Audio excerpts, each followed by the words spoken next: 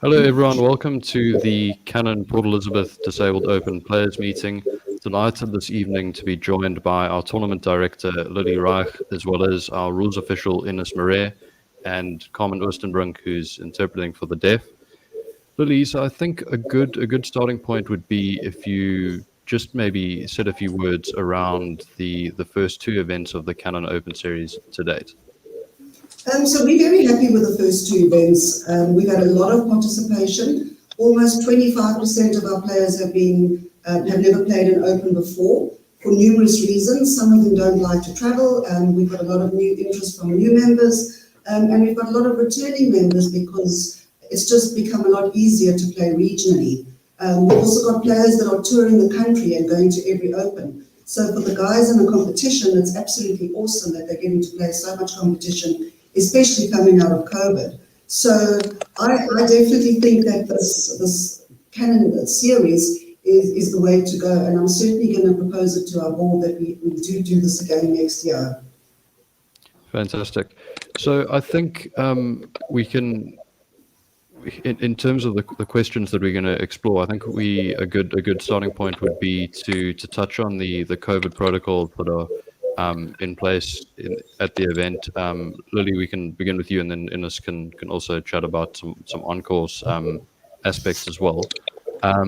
But yeah, would you mind for those who haven't played in an Open Series event so far, would you mind just sort of touching on the protocols that you guys have in place? So we're going to stick to our TRMP because we haven't been told otherwise, except for the fact that we will be allowing spectators at this event, but we will still be doing screening of the golfers when they do come in, plus their caddies, plus their guests. They do need to screen because we do need to keep records in case there is a transmission.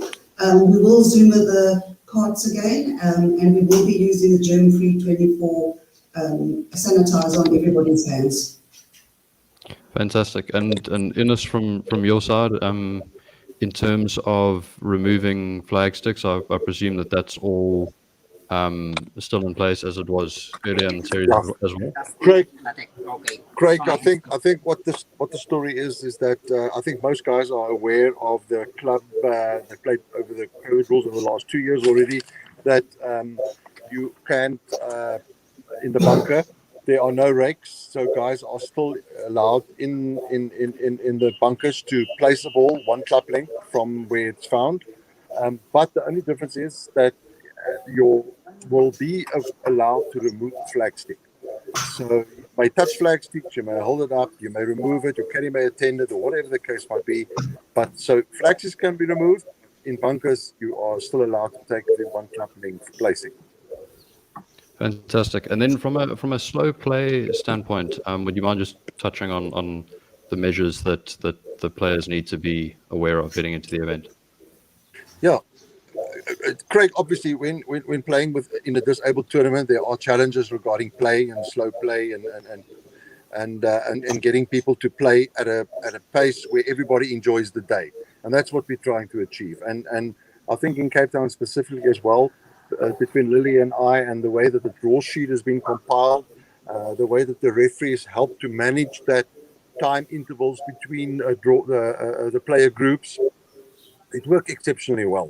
We know where to put 2 people together, where to put 3 people, where 4 balls can play, depending on the disability, to help the field flow, to make sure that everybody has an equal opportunity and get exactly the same time to play his golf, irrespective of the disability. And at the end of the day, we're fair to everyone, and we want everyone to enjoy the day. And that's what the referees will help to manage. And starting with the draw sheet and the pace of play, it all adds to an enjoyable tournament. We've seen that in Cape Town, especially. We learned our lesson in the first round in Durban, and the second round has been absolutely fantastic because we changed a bit on how we approach the draw sheet specifically. Fantastic. And then from a local rules standpoint, are there any notable rules that players need to be aware of? Yeah, I think if I'm a player in a tournament, and I know there are a lot of the players that already played Durban and Cape Town that will know the story, but especially to the guys doing the first of these series of events in Uitenhage. I spoke to Marais, who's the manager in Uitenhage as well, about the course and about what we can expect there. and I can tell the players that it has been very dry. It is extremely dry.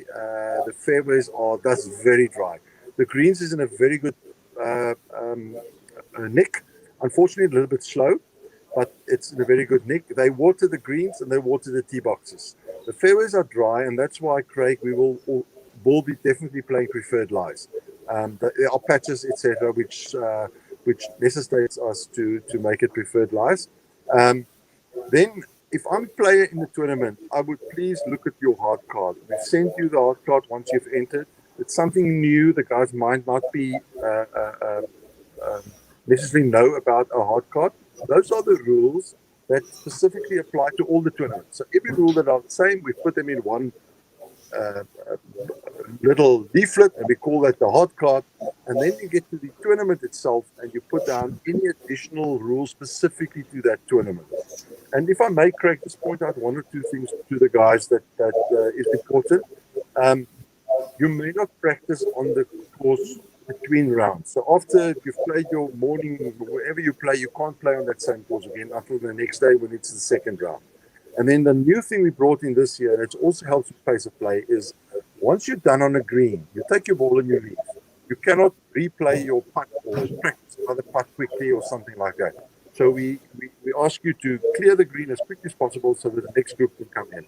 So that you'll see that on the local rules.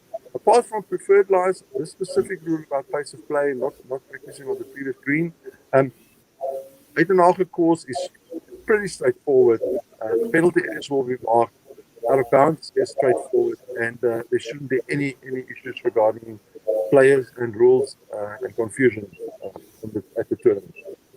Awesome. Lily, when is registration taking place for the event? So registration will be for between 9 and 10:30 Saturday morning at Uitenhage Golf Club. So you can come along and register, get screened, and start your round. And what is we've touched on this quite a lot, but what is the penalty for a player who enters the event but does not arrive to participate? We've had to impose a R1,000 penalty. Unfortunately, what happened was a lot of people just ticked off all the boxes to come to all the tournaments. Now, when we're preparing for a tournament, we have a problem with carts, so we bring in carts at R1,000 a cart.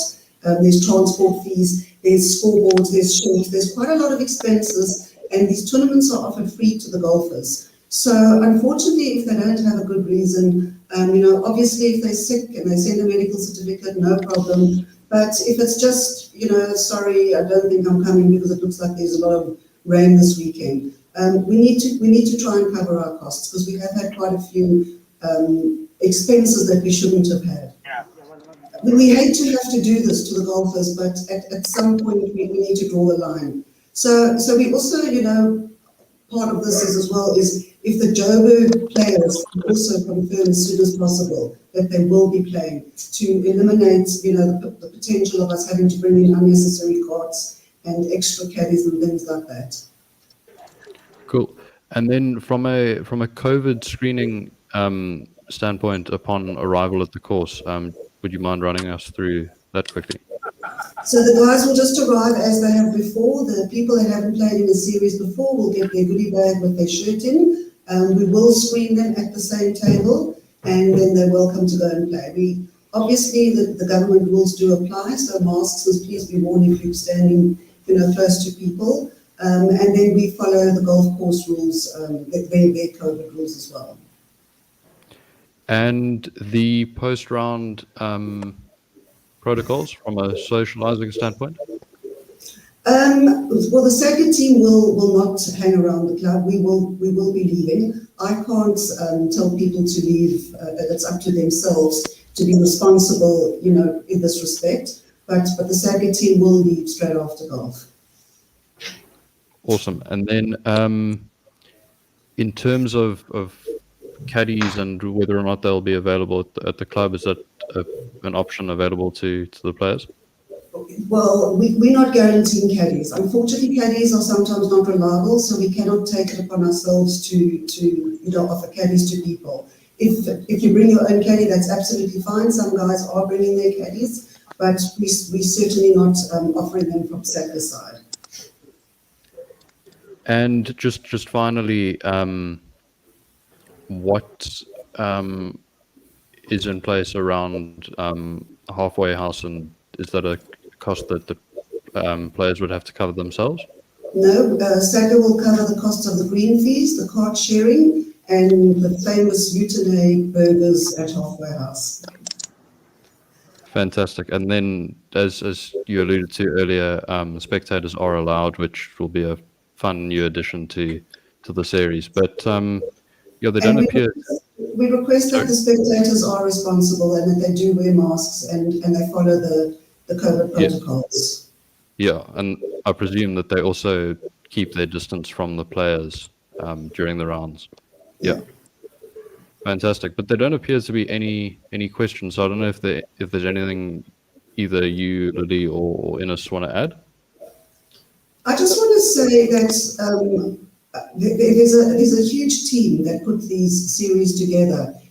People like Inus and Carmen and teachers, my team of Jared and Charlie and even Craig Murgas, who's transporting some of the golfers to the different tournaments, plus our branding. We're a big team of players, top players. We're a big team working together to make these series the best possible series and golf tournaments for our disabled golfers. And we really trust and hope that they enjoy them tremendously as much as we do, putting them on for everyone. Fantastic. And Inus, yourself, do you have any? Thank you thank you very much. Yes, and Lily, yes, and we've all enjoyed it, and it's fantastic and exciting to be involved with all the players. Just two things more from a rules perspective. Rangefinders are allowed, so your DMDs, people can use that when they take it along to Uitenhage, please, and use it. And secondly, and lastly, from a rules official point of view, we are there to help the players. We're there to help them do the right thing on the course. We're there to protect all the players and to help them to play the golf according to the rules. So whenever you're in a sticky situation and no one on you or your four-ball knows what to do now, call a rules official over. If no rules official is in nearby, please use the opportunity that the rules allow you to play two balls. In other words, you can play your original ball and you drop another ball. Say, I don't know whether I can really get a free drop here, but I'm going to do that and I'm going to play the original ball, and then I'll tell the rules official, or I'll tell Lily afterwards, and we will then make a decision on what score will count for that hole. So you always can do that as well to help you to play quickly and navigate the course quickly.